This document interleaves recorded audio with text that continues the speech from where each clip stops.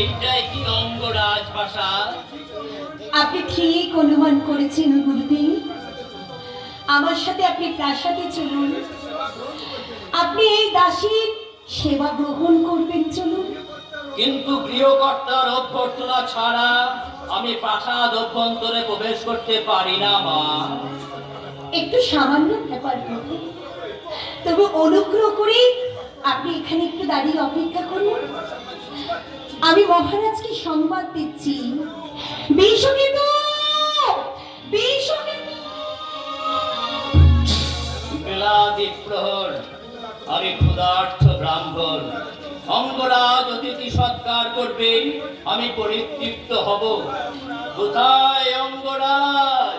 তোমার দুয়ারে ক্ষুধার্ত ব্রাহ্মণ উপস্থিত, অথচ আজ আমি ভাগ্যবান। আজ দ্বাদশীর দ্বিপ্রহরে অতিথি আমার আতিথ্য গ্রহণ করে আমাকে ধন্য করবেন। আমি অঙ্গরাজ প্রশ্ন আপনাকে আমি সাদরে আমন্ত্রণ জানাচ্ছি। আপনি আমার আতিথ্য গ্রহণ করবেন। তোমার অতিথি সেবার খ্যাতি শুনে এসেছি রাজা, কিন্তু আমার সন্দেহ, বুঝি তোমার দুয়ার থেকে আমাকে বিমুখ হয়ে ফিরে যেতে হবে।